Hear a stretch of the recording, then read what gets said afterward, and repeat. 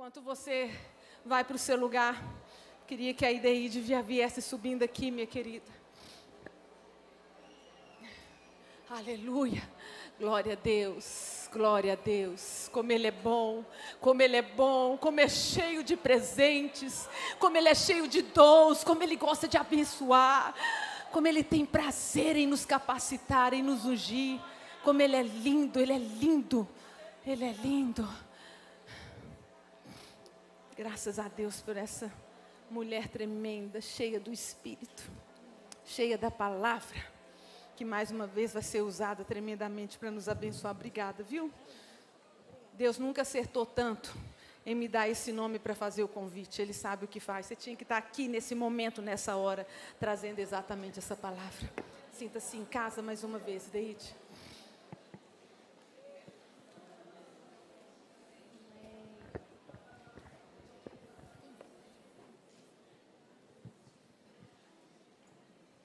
Amém. Amém, amém. Bom dia a todos e todas. A gente que é metodista, a gente tem um cacuete.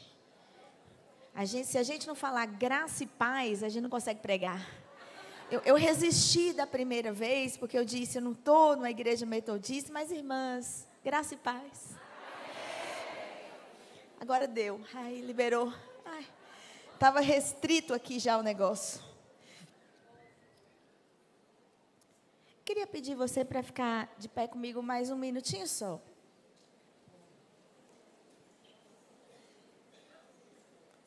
Quando a gente ora, quando a gente se coloca na presença de Deus, ainda mais nós latino-americanos, que somos as pessoas do barulho, do som, do agito, a gente levanta um monte de coisa dentro de nós, né? E eu acho que quando você estava orando aí, um monte de coisas, Deus vai trazendo, a gente vai deixando fluir as emoções.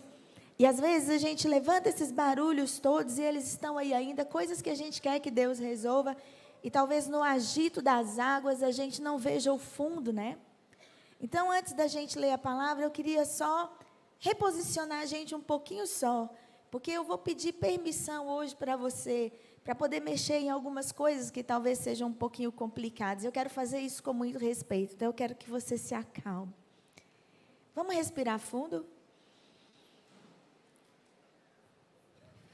A palavra do Senhor diz lá em Gênesis que quando Deus criou o ser humano, Deus formou ele do barro. E eu não sei se você reparou, mas diz lá na Bíblia que as águas estavam sobre a face do abismo. E quando Deus começou a criar o mundo, Deus ele moveu as águas do lugar, Ele separou as águas. E a porção seca surgiu. E dessa porção seca foi que Deus pegou o barro e fez o ser humano. Primordialmente, você é o barro que estava debaixo do abismo. Então você é um pouquinho caótico. O barro que Deus tirou você é um barro meio caótico. E Deus criou você desse barro. Por isso a gente é meio confuso assim. A coisa que diferenciou a gente foi que Deus pegou esse barro que estava debaixo do abismo caótico e fez assim. Soprou nele o fôlego de vida. Quando Deus soprou, isso é ruá no hebraico. É vento, é barulho, E quando Deus faz isso, Ele torna o barro leve. Porque tudo que a gente enche de ar fica mais leve, não é? Então, quando você respira fundo, hoje a gente vai brincar aqui um pouquinho com esse exercício, que também é bíblico. A gente pede que o Espírito entre e a gente fique mais leve. Então, você vai fazer um combinado comigo, você vai respirar. Espírito para dentro, problema para fora. Espírito para dentro, preocupação para fora. Espírito para dentro, limitação para fora. A gente também se enche do Espírito quando a gente se tranquiliza e se acalma. Ficou leve aí? Ou o barrinho está pesado ainda? Pode sentar.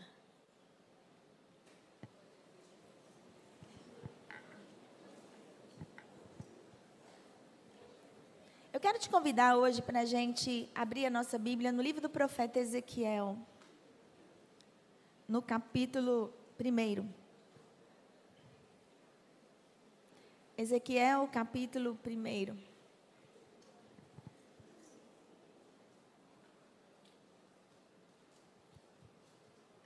No versículo 1.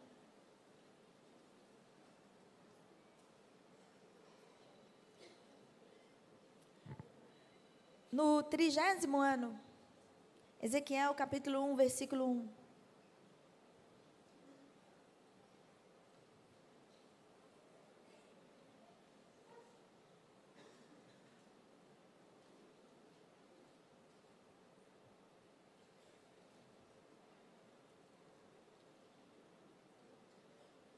Eu aprendi no curso de pregação o seguinte: você diz às pessoas o capítulo e o versículo e espera elas acharem. Porque senão você começa a pregar e o povo está desesperado. Onde que é o versículo? Onde que é o versículo? Não escuta, né? Aí eu estava esquecendo, comecei a ouvir uns barulhinhos de Bíblia. Achou? Ezequiel, capítulo 1, versículo 1, diz assim: no 30º ano, no 5º dia do 4º mês, estando eu no meio dos exilados, junto ao rio Quebar, os céus se abriram e eu tive visões de Deus. Esse é o primeiro versículo do livro de Ezequiel. E aqui ele nos é apresentado. O versículo 2 diz que a palavra do Senhor veio a Ezequiel, que era filho de Buzi, o sacerdote. E a palavra do Senhor veio a ele quando ele estava na terra dos caldeus, e repete, junto ao rio Quebar. Não era para você repetir aqui, essa parte aqui, repete o versículo 1, junto ao rio Quebar. Diz no versículo 1 e diz no versículo 2. Ele estava junto ao rio Quebar. Quando a palavra de Deus repete alguma coisa, é porque aquilo é importante. Então, junto ao rio Quebar. E quando eu comecei a estudar a palavra do Senhor e decidi aceitar o convite de Jesus para me tornar uma pastora, eu ficava muito preocupada com uma parte muito específica do ministério, que era o aconselhamento pastoral. E eu pensava, meu Deus, a minha vida já é assim tão tumultuada, tem um monte de coisa que eu não sei.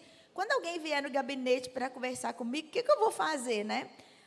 Aí era a grande preocupação, porque quando eu fui para o seminário, eu tinha 21 anos de idade. E eu dizia, vou aconselhar o quê, né, alguém? E aí eu resolvi estudar uma parte da Bíblia que sempre me atraiu, que era o livro de Salmos. Porque o livro de Salmos, ele é o seguinte, ele é um conjunto de orações que não indica exatamente uma situação específica, mas que indica um estado de alma, e que cada orante podia pegar emprestado quando não soubesse o que dizer a Deus. Isso é um livro de Salmos. É um conjunto de orações que a gente pega emprestado quando a gente não tem as nossas palavras. E nesse conjunto de salmos, existe um grupo muito específico chamado Salmos de Lamentação. Que são aqueles salmos onde a gente esbraveja, reclama, chora, né? E é um conjunto maravilhoso de salmos, porque ele dá permissões a gente para brigas tranquilas com Deus. Até quando, Senhor? Vai ficar aí parado? Socorro, Senhor! E até barganhas interessantes. Senhor, se eu morrer, o Senhor não lucra nada com isso. Se eu estiver vivo, eu te louvo. Se eu morrer, perdeu. E às vezes essas coisas são difíceis para a gente expressar com Deus. Porque nós fomos ensinados, e eu acho que, entre aspas, equivocadamente, a ter medo de ofender a Deus com a nossa honestidade, da nossa dor. E, é claro, não se trata, às vezes, de ser irreverente diante do Senhor, mas eu me lembro de um momento muito difícil que eu passei na minha vida, e eu estava, assim, angustiada e sofrendo muito com aquilo, e querendo ser crente, né? e não parecer que o bicho estava pegando daquele jeito que estava pegando. E aí eu conversando com um pastor, conselheiro meu, ele falou comigo assim: vai com os 2 pés no peito de Deus, joga real, ele aguenta. Você está com medo de falar o que com Deus? Você acha que ele já não sabe o que está no seu pensamento? Assume logo, deixa ele se virar com isso, deixa ele se virar. E aí às vezes eu percebi que quando eu tenho, como Jacó, eu tenho brigas honestas com Deus, mas eu digo: Senhor, eu não vou sair daqui enquanto o Senhor não me abençoar. Se eu vou brigar até essa briga acabar, eu fico exaurida, mas eu fico leve.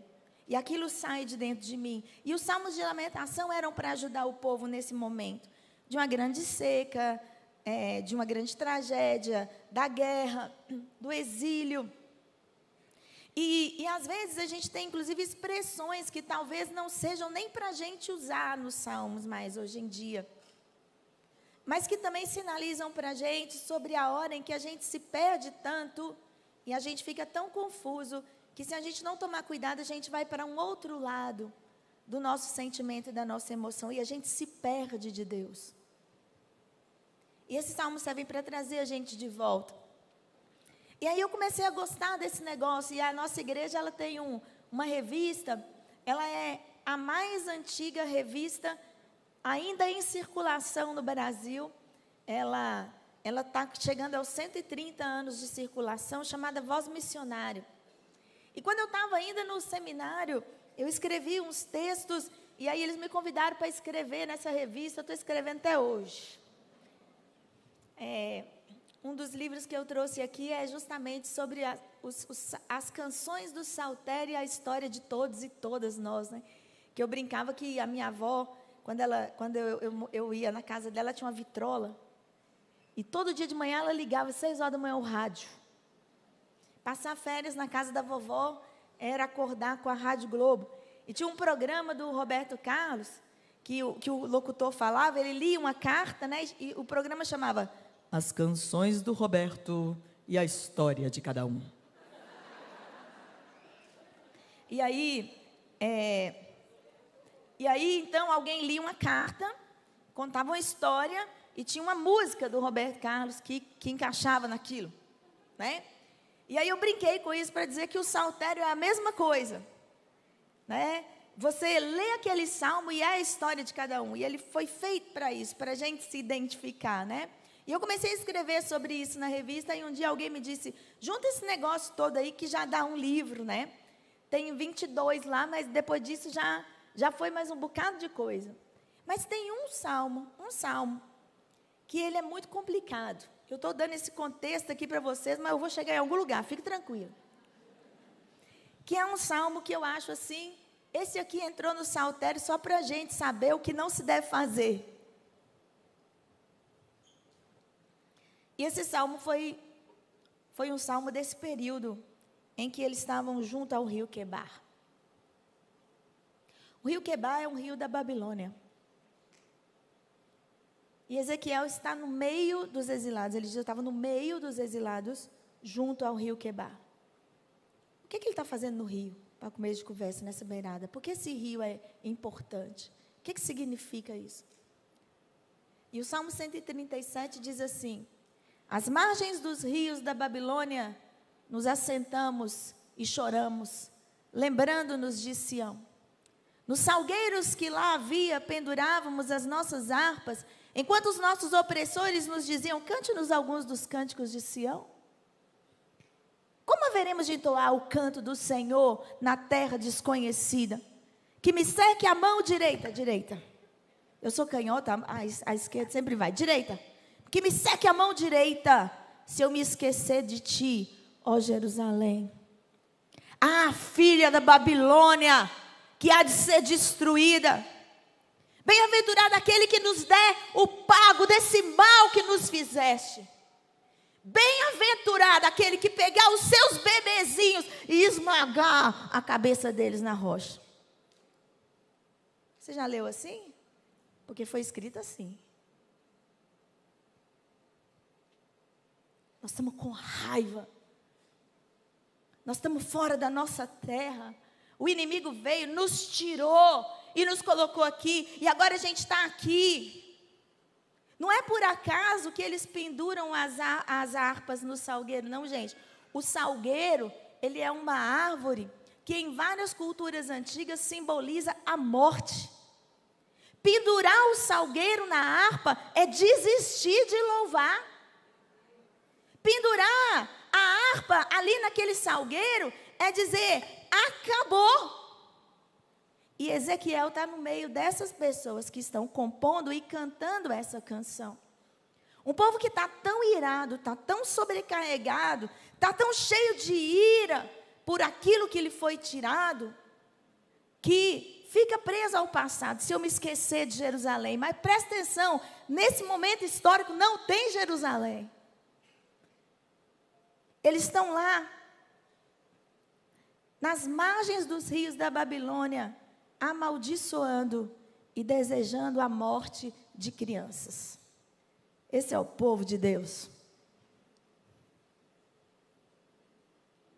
Contraditórios e caóticos, como o barro que estava debaixo do abismo. Mas, preste atenção, Ezequiel estava ali, junto ao rio Quebar, num certo dia específico. Era o 30º ano, e era o 5º dia do 4º mês. Não me peçam para dizer o nome dos meses em hebraico. Vamos substituir pelo nosso calendário. Janeiro, fevereiro, março, abril. Supondo fosse isso. No dia 5 de abril do ano 30, eu estava no meio dos exilados, junto ao rio Quebar. E o livro está começando no 30º ano. Qual 30º ano?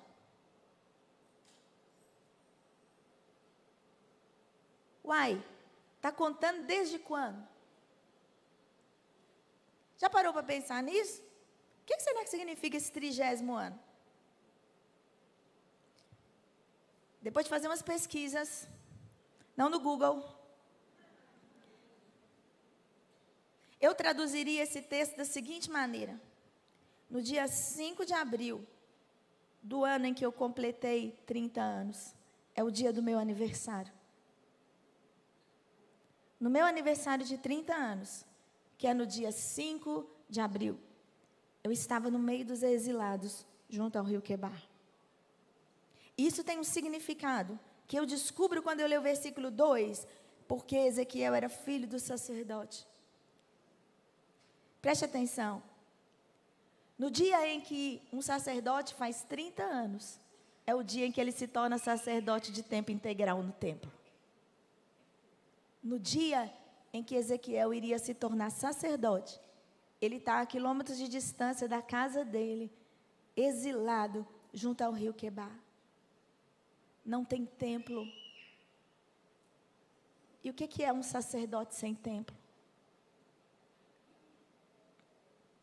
No dia que seria o dia mais importante da minha vida, o dia que eu me preparei para a grande conquista, o dia em que me foi prometido, que desde criança eu aprendi, quando você fizer 30 anos, você vai ser consagrado sacerdote de tempo integral no templo.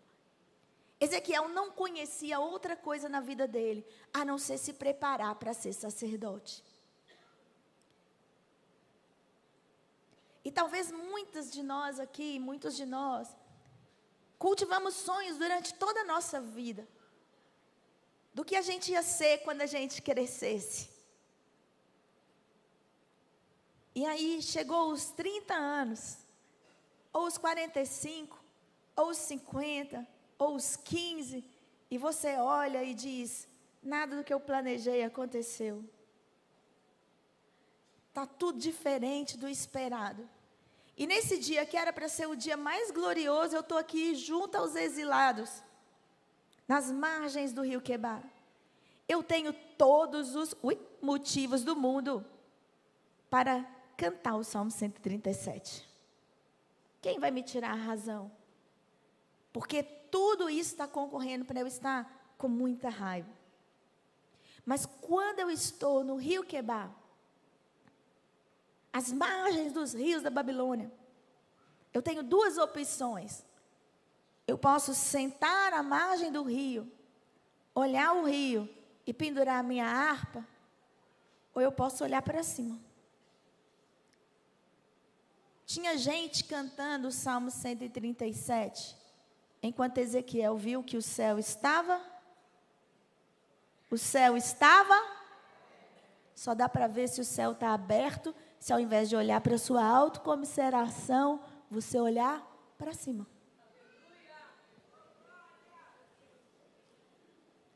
Quando ele mudou o foco do olhar, um sacerdote morreu. Porque o tempo já não era mais de sacerdote. Mas nasceu um profeta. As visões não são típicas do sacerdote. Quando um sacerdote tem visões na Bíblia, isso é sempre algo fora do normal.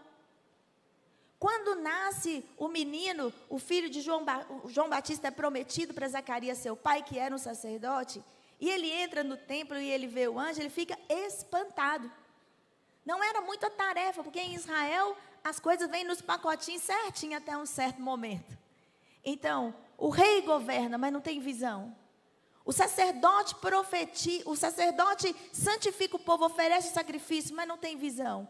Visão é coisa de profeta. O sacerdote fica no templo, o rei fica no palácio, mas o profeta fica na rua. Esse é o lugar da maioria dos profetas bíblicos. Existem aqueles que são convidados ao palácio, e existem os profetas do palácio, mas boa parte do ministério profético acontece na rua. O rei executa a lei, o rei pratica a justiça, o sacerdote santifica o povo, intermedia a relação entre Deus e o povo, mas o profeta traduz as necessidades do povo para o rei e para o profeta. O sacerdote está ali na sua tarefa, mas o profeta é a ouvidoria daquele sistema de governo, percebe? Então, para que um sacerdote se tornasse um profeta, um monte de coisas tem que morrer dentro dele. De visões de mundo, de percepções. Um sacerdote é um sujeito incontaminado, a roupa dele não pode contaminar. A prática dele tem que ser perfeita. Um sacerdote não pode consolar uma viúva, não pode tocar o caixão do morto, ele está sempre santificado e separado. Essa é parte da cultura de Israel. Entender o sacerdote como alguém a quem eu vou. Mas um profeta é alguém que vem a mim. A palavra do Senhor vem a ele e ele chega e me diz. Deus estava pedindo de Ezequiel que ele abandonasse tudo que ele sabia, para que ele pudesse aprender um ofício novo, porque os tempos novos exigem novas visões, novas posturas, circunstâncias diferentes. Como é que ele vai exercer o ofício dele se as ferramentas do ofício dele não estão mais ali? E se ele não aprendesse a ser uma pessoa moldável, ele ficaria perdido para sempre na comiseração de eu deveria ter sido um sacerdote.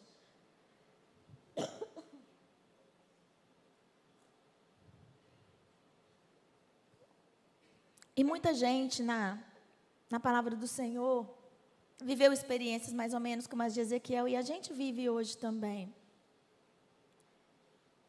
É preciso respeitar a dor do seu sonho partido. Eu queria ter sido isso. Eu queria ter feito aquilo. Não há nada de errado nisso.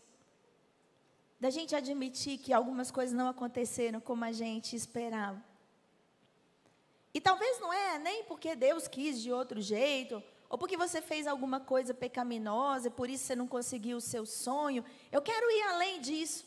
Chega um determinado momento em que os motivos, eles já não importam mais. Porque se a gente ficar perguntando por aquilo o tempo inteiro, as oportunidades de coisas novas vão estar passando diante da gente. Enquanto a água do rio Quebar está correndo, as visões estão lá em cima, esperando alguém que olhe para elas e que as traga para dentro da realidade. Alguém que as traduza o que está acontecendo no céu para quem está sofrendo na terra. E para fazer isso, eu tenho que sair desse lugar de dor e fazer uma outra coisa. Enquanto Ezequiel está vivendo isso aqui, tem um outro sujeito que ficou lá em Jerusalém, no meio dos que ficaram.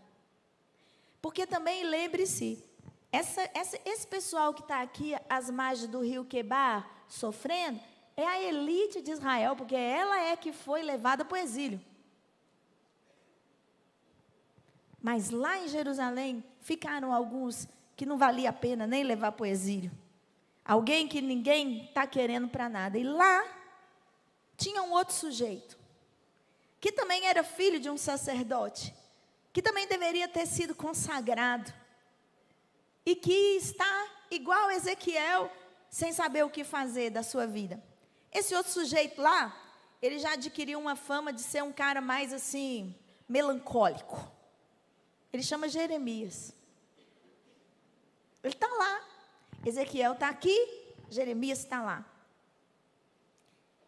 E Jeremias lá, no seu capítulo 29, escreve uma carta para a galera que está aqui junto ao rio Quebar. Ele manda essa carta de lá. Às vezes a gente esquece os contextos em que o texto bíblico é escrito. Não podemos fazer isso. A gente tem que lembrar onde foi escrito para a gente aplicar direitinho agora. As heresias vêm da gente tirar o texto do lugar dele, fazer uma bagunça aqui e botar de qualquer jeito do lado de cá. Quando a gente faz esse caminho, a gente consegue atualizar bem.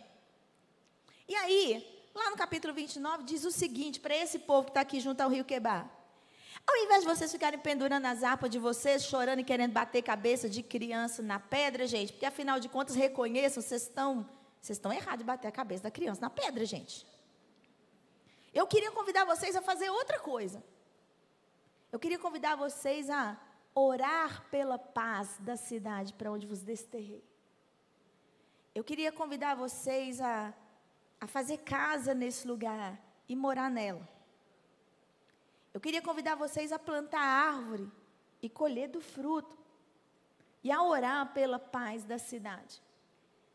Então, às vezes, a gente usa esse versículo no nosso dia a dia, diz, orai pela paz da cidade, e a gente fica animado, porque a gente gosta dessa cidade que a gente está. E a gente ora por ela, a gente gosta desse nosso país, então a gente ora por ele. Mas não é isso que Jeremias está falando. Jeremias está falando para abençoar a cidade que a gente detesta. Meu Deus, é a Babilônia, não é Jerusalém. A gente só foi ensinado a amar Jerusalém. Estão pedindo para a gente amar a Babilônia, é? Orai pela paz da cidade. Plantar, é? Vai demorar esse negócio, porque é para plantar e comer do fruto da árvore. Eu estava pensando que eu ia voltar logo, vou ter que ficar aqui, é? Casar, ó, e ter filho? Jesus, casar os filhos, está dizendo. Ô Jeremias, meu filho, quanto tempo está planejando esse negócio de nós ficar aqui em Babilônia, hein? Olha, 70 anos. Jesus. Há de ter um negócio chamado resiliência, gente. Como que a gente faz, hein?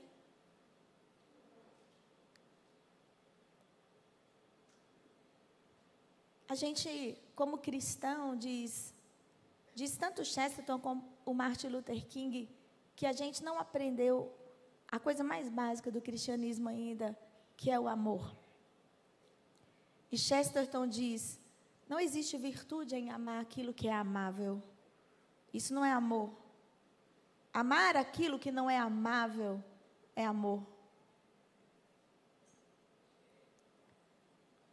Amar esse patrão insuportável não significa que às vezes por causa da justiça a gente não vai levar ele lá na justiça trabalhista para pagar os direitos, mas a gente pode fazer isso sem odiar o cara, né?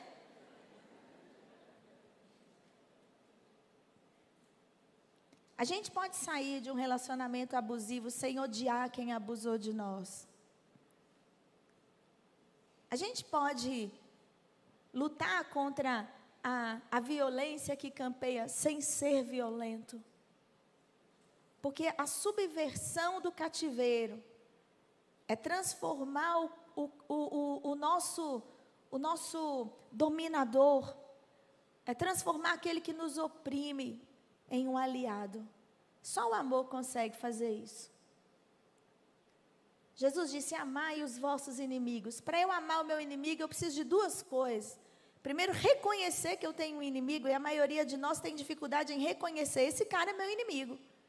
A gente quer ser, às vezes, muito condescendente na nossa própria fé e não admitir. Jesus falou para amar o inimigo. Eu preciso saber quem ele é, senão como é que eu vou amar? E depois que eu identifiquei o meu inimigo, aí eu vou fazer o exercício 2. Eu tenho que amar. E aí a gente percebe como que isso é complicado. Não dá para amar o meu inimigo olhando para a dor que ele me causa. Eu só posso amar o meu inimigo se eu olhar para o céu aberto. Eu preciso olhar para o céu aberto. O céu aberto nos iguala. O céu aberto nos humaniza. Como a Helena disse, a gente precisa resgatar mesmo o que é o sentido da humanidade. A Brené Brown, que é uma autora que eu gosto muito, ela disse que um dia ela foi dar uma palestra, acho que tinha esse tanto de gente lá também. E aí as pessoas que às vezes vão ser palestrantes e ficam nervosas, elas têm duas técnicas para poder chegar e perder o nervosismo, né? Uma delas é a mais comum. Você imagina que está todo mundo pelado no cenário. Porque a roupa é um tipo de escudo, e aí vai ficar todo mundo vulnerável e você vai conseguir falar. Mas dependendo de onde a gente estiver, ficar imaginando os outros pelados não favorece. A outra técnica é a técnica da Brené Brown. E a técnica dela é o seguinte: são apenas pessoas. São apenas pessoas. Há muito tempo atrás havia um comercial de TV, bem antigo mesmo, e eu acho que era até eu não me lembro nem o produto, mas quem fazia a narração era o Chico Anísio. E ele fazia essa propaganda falando: se a gente vivesse a nossa vida ao contrário. E ele começava falando da pessoa muito idosa, e ele ia falando da vida daquela pessoa de trás para frente, e meio Benjamin Button, né, antes disso, né? Vivendo a vida ao contrário. E que a gente morresse se tornando aquela célula única de novo no útero da nossa mãe. Essa era a história da propaganda. Mas muitas vezes essa pessoa que hoje você vive com ela, e que te maltrata, e que é abusiva com você, porque eu acho que todo mundo já foi abusivo em algum momento, e às vezes é abusivo em outros. E existem aquelas pessoas que são patologicamente abusivas, que aí é outro nível de relação. Essa pessoa um dia foi uma criança. Essa pessoa um dia teve uma necessidade que não foi atendida. Quando eu consigo compreender um pouquinho, eu consigo amar. Eu aprendi esses dias, e eu quero me exercitar mais, eu aprendi esses dias esse sinal.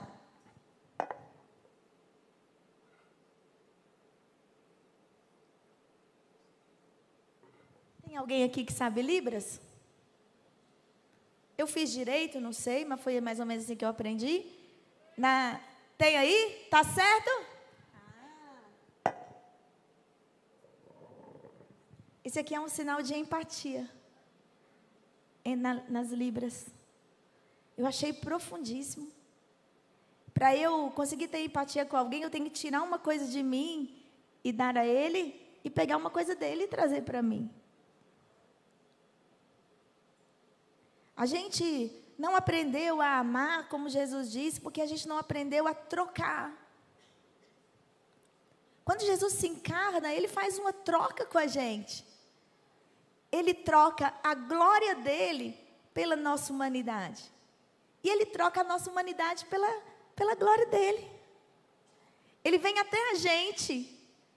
E depois ele nos leva até ele. Ele foi empático. na melhor tradução de Libras possível, Ele nos deu algo que a gente não podia ganhar sozinho. E pediu de nós algo que nós podíamos dar para Ele.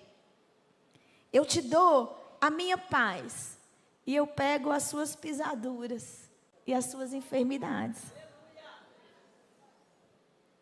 Eu te dou o meu perdão, e você me entrega o seu pecado. Eu te dou a minha paz, e você me entrega seu fardo, que eu consigo carregar. Eu te dou o que eu tenho, e você me dá o que você tem. Essa é uma troca justa. Você consegue fazer? Mas para isso você precisa aprender que naquele sonho que você não realizou, não estava a totalidade do seu propósito. Você aprendeu a ser um sacerdote, Ezequiel. Você foi treinado para isso a sua vida toda. Mas você pode aprender alguma coisa nova. Você não está restrito nisso. Mas você precisa decidir se você vai continuar olhando para o rio e para o salgueiro, ou se você vai olhar para cima. E naquele dia, Ezequiel decidiu olhar para cima. A vida estava fechada, a perspectiva estava fechada, o mundo estava fechado, mas o céu estava aberto. E às vezes algumas coisas que a gente canta, até na nossa teologia, nada contra os compositores, mas talvez a gente devesse revisitar. E às vezes há uma canção que a gente canta, que se abram os céus, que se abram os céus, como se eles estivessem fechados, gente. Mas não está. O véu foi rasgado em que direção? De alto a baixo.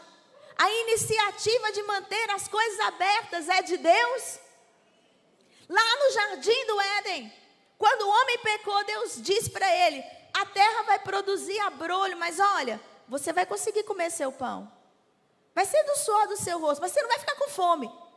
E Deus disse para a mulher: olha, você pecou, mas olha, da sua descendência. Se o pecado veio de você, eu também vou prover através de você mesmo. Existe redenção em você, é do fruto do seu ventre que vai vir. Eu quero te usar para redimir você. É um trabalho de colaboração. Você vem, eu vou. Para dizer bem a verdade, nem é isso somente. Eu vou, para que você possa vir. E é isso que Deus faz. Quando a gente não pode ir, Ele vai. Eu não posso dizer que os céus se abram. Eu não tenho esse poder de dizer que Ele se abra. Mas Deus está dizendo para mim, está aberto, é só você olhar para cima. E o texto diz que quando ele viu o céu se abrindo, ele teve visões de Deus. Isso aqui é um negócio, gente, vocês não têm noção isso aqui. Ele era um sacerdote. Eu acho que ele não estava nem conseguindo entender. O que está acontecendo, hein? Não fui treinado para isso. E você vai se desenvolver muito bem na sua vida, em muitas coisas para as quais você não foi treinada. Você vai conseguir se dar bem em muitas coisas que você não esperava. Porque os céus estão abertos. E as ferramentas estão lá disponíveis, o Senhor quer lhe dar. Talvez ele não vai facilitar muitas coisas que você gostaria do jeito que você gostaria. Perceba, quando você passar pelas águas, estarei contigo. Quando passares pelo fogo, ele não te queimará, nem a chama arderá em ti. Mas não é se você por acaso passar no fogo e na água. É assim, quando? Você vai, é inevitável. Mas quando você passar, eu vou estar contigo. Muitas vezes a gente tem valorizado o poder de Deus e ele deve ser valorizado. Muitas vezes a gente tem valorizado os dons de Deus e eles devem ser valorizados. Mas a gente tem valorizado pouco a presença de Deus. Presença, gente. O Wayne Cordeiro diz numa das suas experiências que ele estava um dia fazendo um grande evento lá no Havaí. Como vocês sabem, o Havaí Quando passa na televisão, ele é sempre ensolarado, as praias estão assim maravilhosas, mas quando não passa na televisão, de vez em quando dá uns furacão lá. Não é? Quando eu assisto Hawaii 5.0, que eu gosto daquela série lá, eu fico sempre pensando, quero ir no Havaí, né? É tão bonito aquilo lá, né? E estava num dia desse que devia ser assim, como está passando no seriado. Porque ele preparou um evento, porque ele colocou um monte de caixa de som e palco e tudo, e pregadores especiais para vir falar, e resolveu dar um toró. E aí ele disse que ele está lá em cima do palco, como aqui, andando para lá e para cá, e orando, e orando. E o pessoal, às vezes, olhando ele lá e pensando, nossa, que pastor consagrado.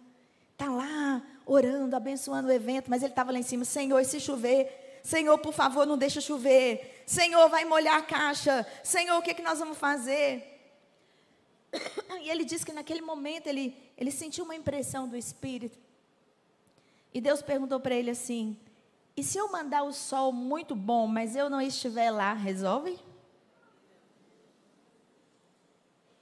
Você está me pedindo as condições adequadas, mas você não está me pedindo a minha bênção, nem a minha presença.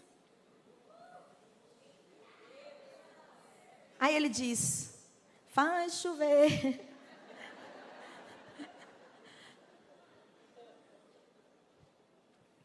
Nessa mensagem, pelo menos, ele não contou o fim da história, então eu estou tão perdida quanto vocês, se choveu ou não.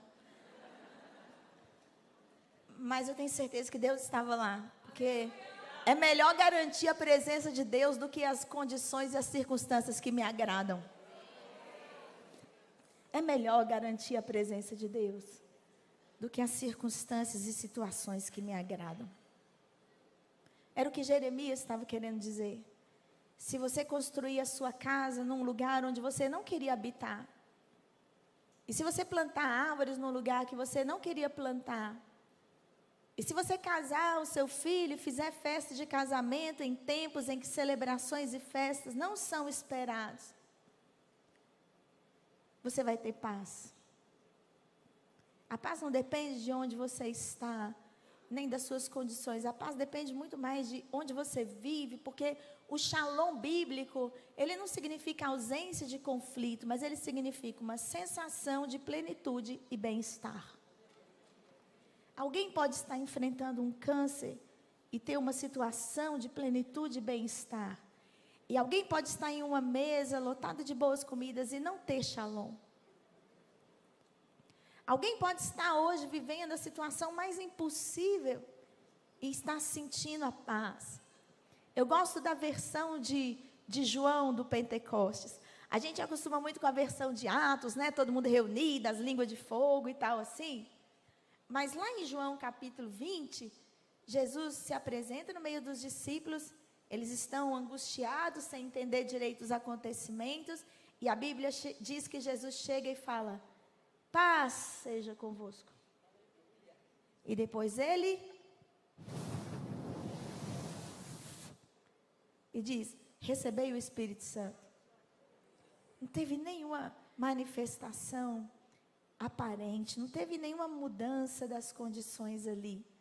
Mas naquele momento, o Espírito Santo que eles precisavam era um espírito de quietude e paz. O Espírito Santo não vai te dar, pode te dar o dom que você quer, mas o desejo dele é te dar o dom que você precisa mesmo. Aquele que vai fazer a diferença para você. E às vezes pode ser o dom da quietude e da mansidão. Porque quem está agitado pela dor que sofreu, procura vingança. É por isso que dá para entender o Salmo 137. Mas não é o propósito de Deus que a gente viva assim. O propósito de Deus é que a gente habite no meio da Babilônia. Que a presença da gente transforme aquele lugar. E às vezes a gente precisa estar lá para a gente entender. Quando eu morava em Minas Gerais, e alguém falava alguma coisa sobre Brasília, eu já me lembro, eu também já fiz isso. Tomara que caia um avião lá em Brasília, explode tudo. Ah, porque se cair um avião lá no Congresso Nacional, falamos coisas duras. Quando deu aquele 11 de setembro, eu me lembro da quantidade de gente fazendo desenhos na internet de charge, como se aqueles aviões caíssem lá no Congresso Nacional. Mas quando você conhece alguém que morreu no 11 de setembro, você não faz brincadeira com isso, não.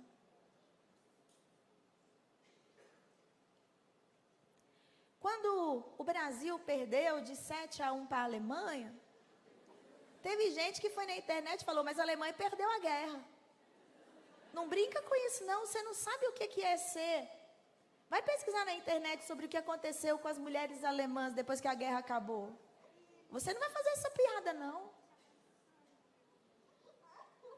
Quando eu cheguei a Brasília, e eu andei naquela cidade, e eu vi as pessoas que lá moravam, eu percebi o quanto a gente amaldiçoa os lugares que Deus disse para a gente abençoar.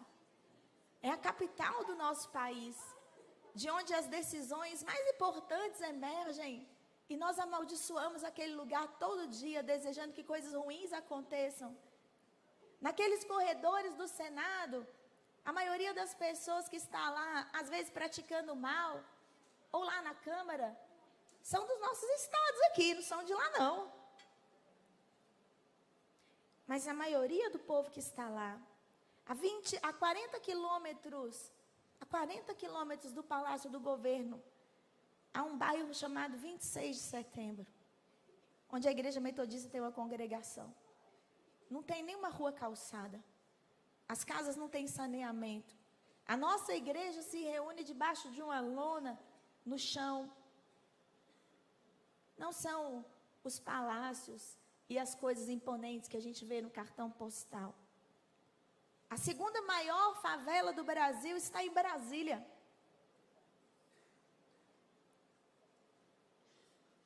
E quando eu cheguei lá, eu fiz a minha casa. Eu andei nas ruas, eu vi as pessoas, e agora, desculpem, mas eu não me aguento.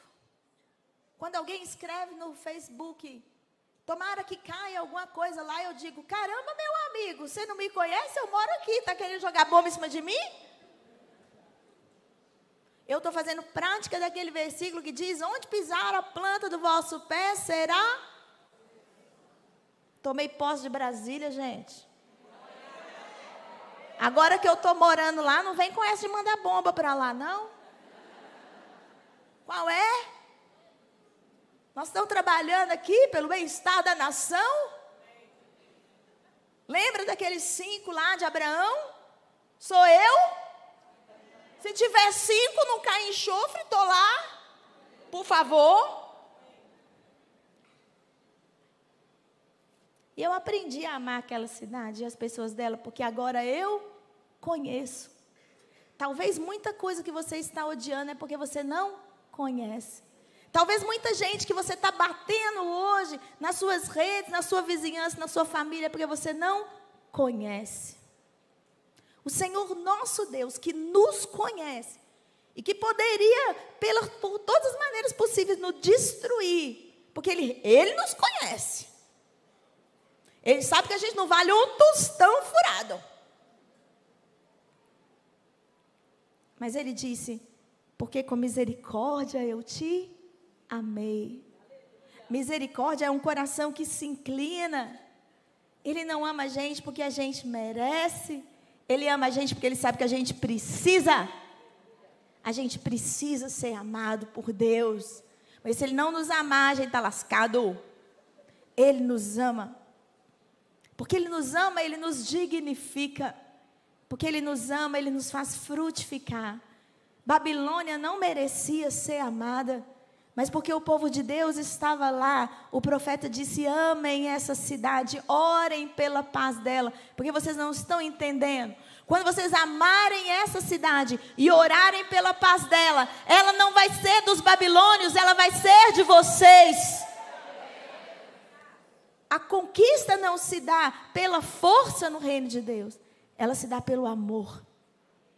E para aprender a amar, eu preciso olhar para o modelo de amor. Ele não está no reflexo, meu reflexo no rio da Babilônia. ele está no céu aberto. Se eu olhar para o céu aberto, entender o céu aberto, contemplar o céu aberto, e eu olhar para o rio outra vez, o que eu vou ver? O reflexo do céu aberto sobre as condições de morte. Lá no capítulo 37, depois que Ezequiel já estava mais treinado nesse negócio de visão, Deus levou ele a um lugar onde havia um vale sequíssimo. Sequíssimo. E havia ossos sequíssimos. E Deus faz aquela pergunta. Deus ama uma pergunta retórica. Sabe o que é uma pergunta retórica, né, gente? Aquela que você pergunta já sabendo a resposta. Mães e filhos conhecem muito bem a pergunta retórica. Você quer apanhar? Entenderam, né? Esse é o espírito. Deus faz umas dessas, frequentemente com os profetas. Jesus fez com Pedro. Pedro, você me ama? E fica esperando. Deus também fez uma para Ezequiel. Ezequiel, você acha que esses ossos secos podem voltar a viver? Ezequiel, como é muito inteligente, deu a resposta da escapada, como dizia aquele personagem do desenho, saída pela direita. E ele diz, tu sabes, Senhor? Eu vou me arriscar aqui não, porque eu não sei o que Deus está esperando que eu responda. Mas se Ele é o Todo-Poderoso, eu deveria ter convicção e dizer, sim, Senhor, esses ossos podem voltar, se o Senhor quiser.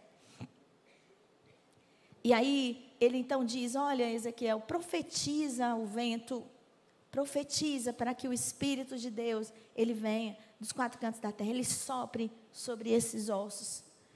Profetizei, segundo me for ordenado. E começou um barulho de osso com osso, e tendões e carne, e eles se colocaram de pé.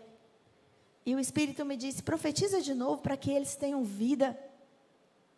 E aí Ezequiel então ouviu o Senhor dizer, por acaso não é isso? Eu não posso fazer isso com vocês, povo de Israel. Eu posso fazer isso com vocês. Eu queria que você saísse daqui hoje com uma convicção que você vai chegar na sua casa e não vai ter mudado nada. Eu quero que você saia daqui hoje com a convicção que o problema que você largou, você vai chegar lá, vai estar lá. Eu queria até te consolar, dizendo, talvez não esteja, vai ter outro.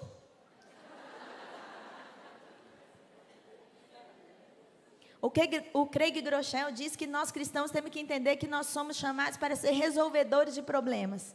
E aí ele diz, abrace o problema, carinhe o problema, diga, esse é meu problema. Se é meu, eu que tenho que resolver. Mas eu vou além dele, que ok, isso, já estou corrigindo o Craig Groeschel, não, estou dando um acréscimo feminino na pregação dele. Sabe o que eu descobri? Que eu sou um problema de Deus. Eu sou um problema de Deus. Sabe qual a vantagem disso? Deus sempre resolve os seus problemas.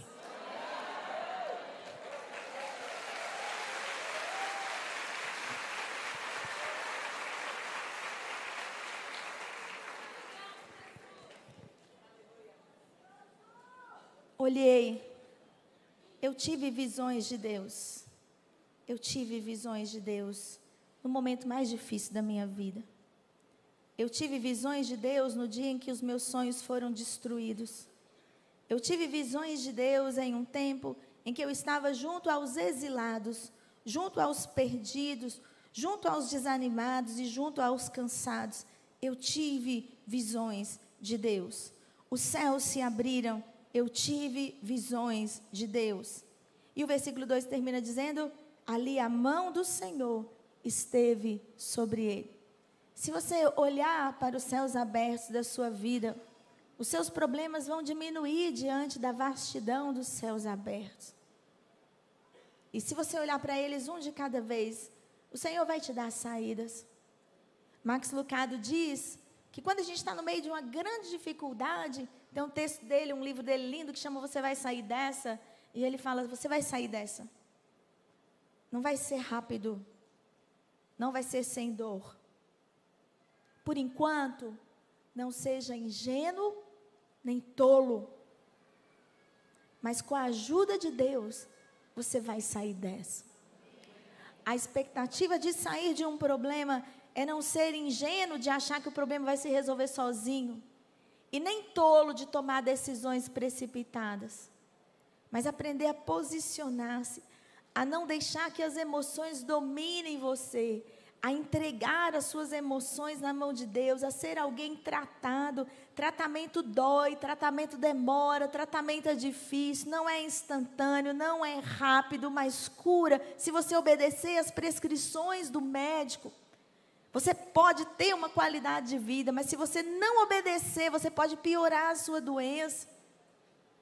Estar às margens do rio da Babilônia e aguentar 70 anos. Mas um dia o Senhor virá e trará a libertação plena.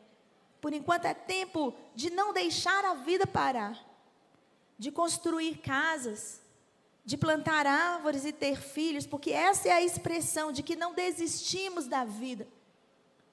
Quem planta, colhe. Quem constrói, habita. Quem tem filhos tem descendência, e descendência, bênção do Senhor. Mantenha seus olhos nos céus abertos, quando a situação parecer impossível. Assuma uma mudança na sua vida e no seu ministério. Quando não for possível ser mais sacerdote, sempre será possível ser profeta. Ande no meio dos exilados, como quem tem visões de Deus. Contamine as pessoas com a visão de Deus, quando elas estiverem doentes pela visão de si mesmas. Porque a mão do Senhor estará sobre você. Eis que eu vejo os céus abertos. Que o Senhor nos abençoe.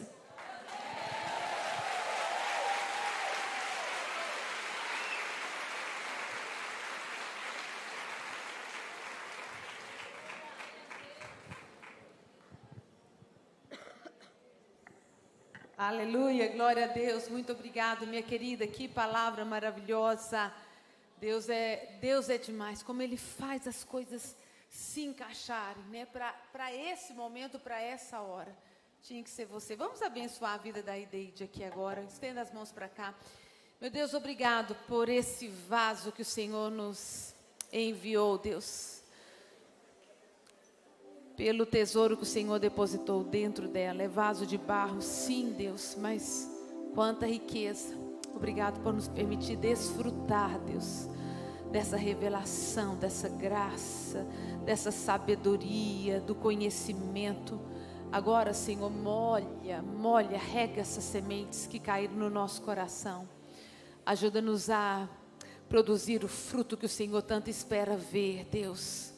A estarmos com os nossos olhos fitos no Teu céu aberto, não importa onde estejamos vivendo, em nome de Jesus. Abençoamos a Tua filha, faz ela prosperar, abençoamos a sua família, sua casa, seu ministério, a sua saúde, sua descendência, os seus sonhos. Deus, que aonde ela pisar os seus pés, de fato, Senhor, faça ver, Deus, o resultado, o fruto, onde ela colocar as suas mãos também. Traz, Deus, a abundância. Continue usando, Deus, por onde o Senhor a levar. Em nome de Jesus. Amém.